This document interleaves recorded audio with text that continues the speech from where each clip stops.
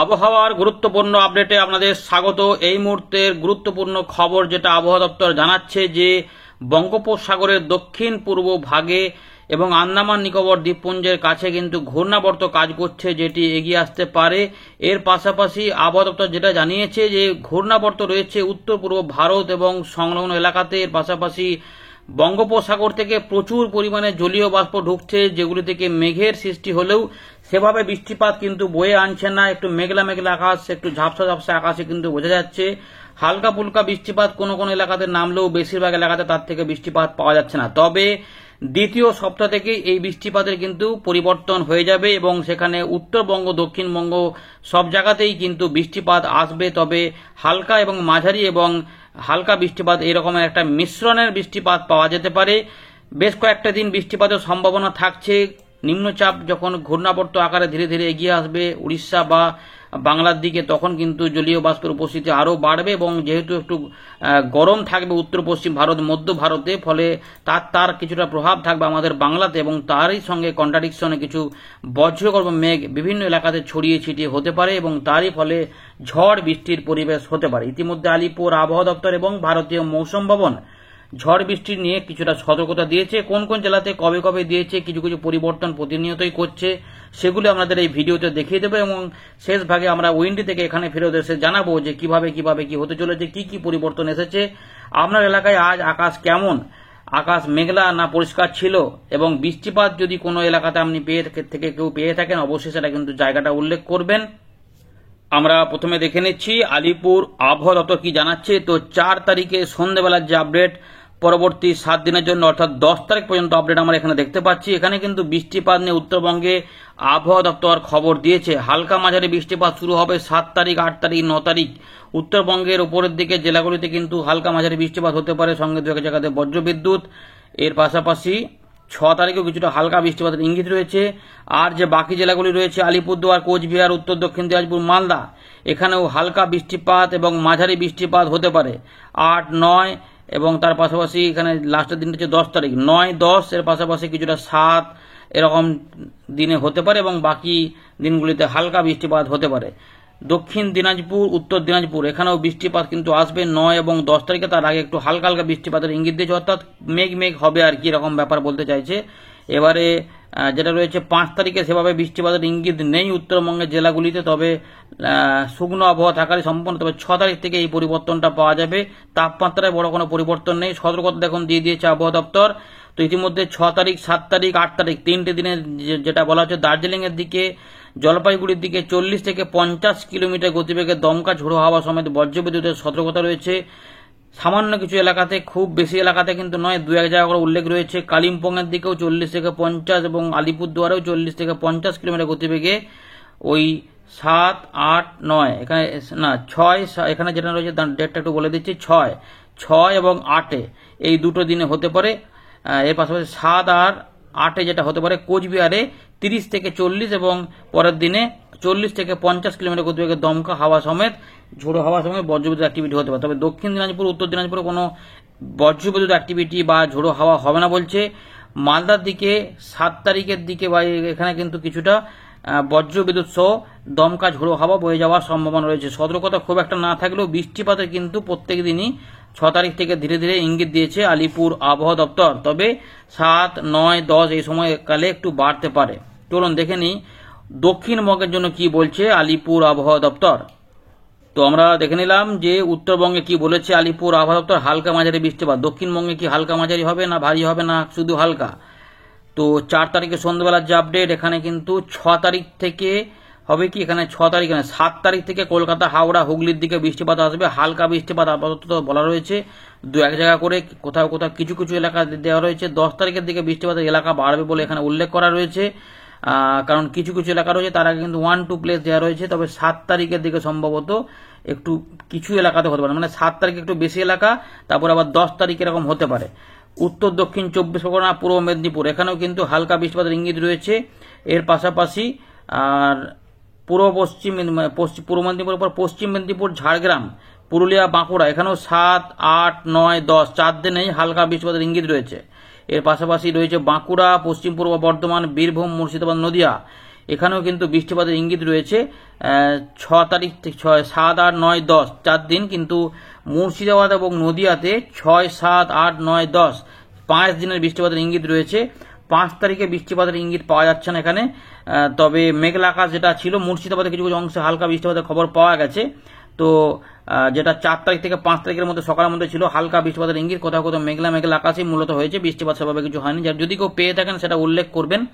তাপমাত্রা এখানে কিন্তু এখন বড় পরিবর্তন হবে না, বাড়া কমার কিছু বলেনি। সতর্কতা, কলকাতার দিকে 7 তারিখে 30 থেকে 40 কিলোমিটার গতিবেগে দমকা ঝোড়ো হাওয়া সমেত বৃষ্টিপাতের একটা সতর্কতা দিয়েছে। কলকাতার পাশাপাশি একই সতর্কতা রয়েছে হাওড়াতে। তবে হুগলিতে 40 থেকে 50 কিলোমিটার গতিবেগে দমকা ঝোড়ো হাওয়া হতে পারে।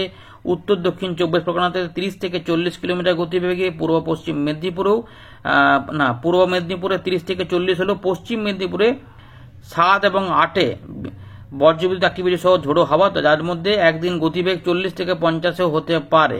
ঝাড়গ্রাম, পুরুলিয়া, বাঁকুড়া এখানে 30 থেকে 40, তবে বাঁকুড়ার দিকে 40 থেকে 50 একদিন হতে পারে। 7 তারিখে পূর্ব বর্ধমান, পশ্চিম বর্ধমানে 40 থেকে 50 কিলোমিটার গতিবেগে দু এক জায়গা করে কিন্তু কোথাও কোথাও ঝোড়ো হাওয়া উঠতে পারে এবং তার পাশাপাশি বজ্রবিদ্যুৎ অ্যাক্টিভিটি হতে পারে। পশ্চিম বর্ধমানে 7 এবং 8-এ রয়েছে।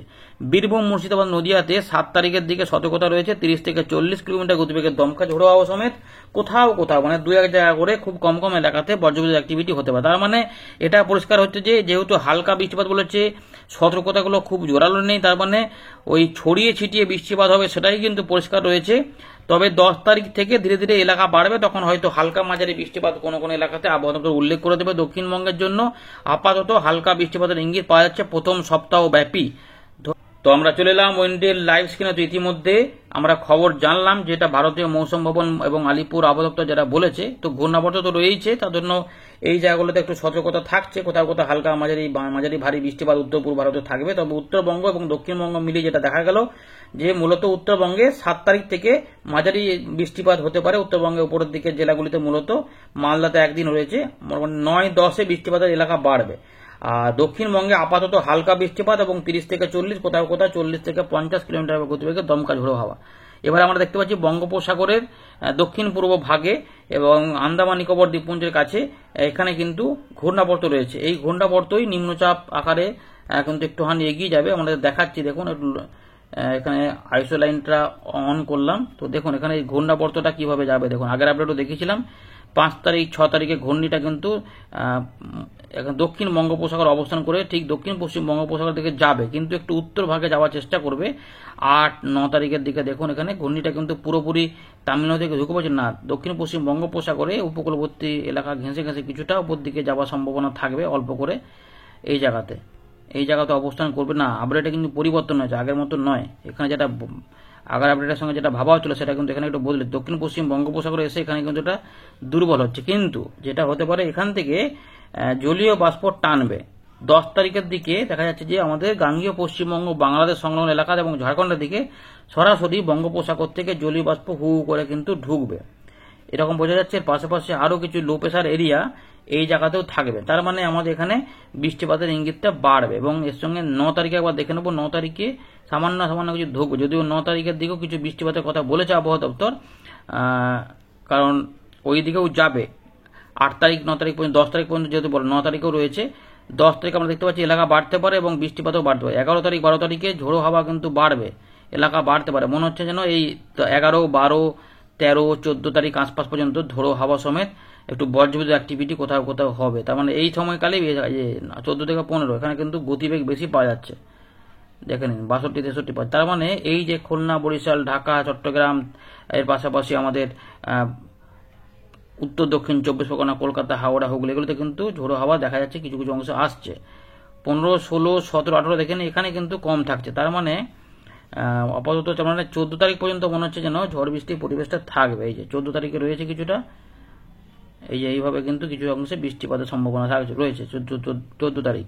15 তারিখ দেখে নিচ্ছি, 16 তারিখ 17 তারিখের দিকে এখানে কিন্তু হালকা হচ্ছে, তবে মাঝে মাঝে একবার করে আসবে মনে হচ্ছে, পরিবেশটা কিন্তু থাকছে। তার মানে 18 তারিখ পর্যন্ত বৃষ্টিপাতের আমরা মেঘ পাবো। মেঘে এখনো পর্যন্ত কিন্তু বিরাট আকারে অতি ভারী বৃষ্টিপাতের জলানো ইঙ্গিত নেই, কিন্তু হালকা এবং কোথাও কোথাও মাঝারি বৃষ্টিপাতের দেখুন বজ্রগর্ভ মেঘ কিন্তু আগামী 18 তারিখ পর্যন্ত রয়েছে। 13 তারিখে একটু বৃষ্টিপাতের ইঙ্গিত বেশি রয়েছে। 13 তারিখে এই দিনটা একবার দেখিয়ে দিচ্ছি, দেখুন বৃষ্টিপাতে ফেলছি, এই যে মাঝারি ধরনের বৃষ্টিপাত দেখা যাচ্ছে পরিষ্কার 13 তারিখে। তার মানে দ্বিতীয় সপ্তাহের শেষ দিকে আমরা কিছুটা বৃষ্টিপাত ভালো পেতে পারি। সেগুলোও কিন্তু রয়েছে উত্তর দক্ষিণ 24 পরগনা, হুগলি, কিছুটা পশ্চিম মেদিনীপুর, পূর্ব বর্ধমানে কিছু অংশ, কিছুটা বীরভূম মুর্শিদাবাদ মিলিয়ে হতে পারে, এবং পুরুলিয়া, বাঁকুড়া, ঝাড়গ্রাম, মেদিনীপুরের দিকগুলোতেও হতে পারে। বাকি অংশ সব জায়গাতে রয়েছে বৃষ্টিপাত দেখা যাচ্ছে, উড়িষ্যা সহ ঝাড়খণ্ডের দিকেও হবে, ঝাড়খণ্ডেও জামশেদপুর, রাঁচি এগুলোতেও থাকবে 13 তারিখের দিকে। 13 তারিখের আগেও বৃষ্টিপাত থাকবে, দেখাচ্ছে দেখুন ব্যাকে। এই দেখুন 12 তারিখেও রয়েছে মাঝারি বৃষ্টিপাতের ইঙ্গিত রয়েছে, মানে এই যেখানেও রয়েছে মুর্শিদাবাদ, নদিয়া সহ রাজশাহী, খুলনা, বরিশাল এগুলোতে কিন্তু, যশোর, লোহাগড়া এগুলোতে কিন্তু মোটামুটি, তার মানে 7 তারিখ পর্যন্ত খুব একটা বৃষ্টিপাতের ইঙ্গিত না থাকলেও এই 10 তারিখের আশপাশ থেকেই বৃষ্টিপাতের পরিমাণগুলো এবং ইঙ্গিতগুলো কিন্তু বাড়ছে, যে এরকম বজ্রবিদ্যুৎ অ্যাক্টিভিটি এবং দেখবেন দমকা ঝোড়ো হাওয়াও কোথাও কোথাও এরকম করে থাকবে। সুতরাং বৃষ্টিপাতের কিন্তু ইঙ্গিত আমরা পাচ্ছি। এর পাশাপাশি আমরা দেখে নেব এখানে 10 তারিখে, 12 তারিখ, 11 তারিখে চলে যাবে। 11 তারিখেও কিন্তু বৃষ্টিপাত থাকবে, উত্তরবঙ্গেও থাকবে, গাঙ্গেয় পশ্চিমবঙ্গেও থাকবে, বাংলাদেশেও থাকবে এবং উত্তর পূর্ব ভারত এবং উত্তরবঙ্গেও থাকবে, এবং আসাম, মেঘালয় কিছু অংশে থাকার পাশাপাশি ঝাড়খণ্ড, উড়িষ্যাতেও কিছু কিছু অংশ হবে। অর্থাৎ 11, 12, 13 তারিখের দিকে বৃষ্টিপাতের ইঙ্গিত কিন্তু পাওয়া যাচ্ছে। এবার কি দেখবো 10 তারিখে। 10 তারিখে বৃষ্টিপাতের মনে হচ্ছে একটু বেশি হতে পারে, এবং কোথাও কোথাও মাঝারি ভারী, বিশেষ করে উত্তরবঙ্গের জেলাগুলিতে বৃষ্টিপাতের বেশি হতে পারে। কোচবিহার, আলিপুরদুয়ার, জলপাইগুড়ি, এর পাশাপাশি রংপুর, আসাম, মেঘালয় এবং ময়মনসিংহ, সিলেট এই দিকগুলোতে মাঝারি ধরনের বৃষ্টিপাতের পাশাপাশি কোথাও কোথাও একটু জোরালো হয়েও যেতে পারে। এই 10, 11 অথবা এই একটা কিন্তু পাওয়া যাচ্ছে 10, 11 বা 11, 12 আশেপাশে যে সময়টা, এখানে কিন্তু একটু বৃষ্টিপাতের দেখুন এলাকা যে পরিমাণ কিন্তু বাড়ছে ওদিকটাতে।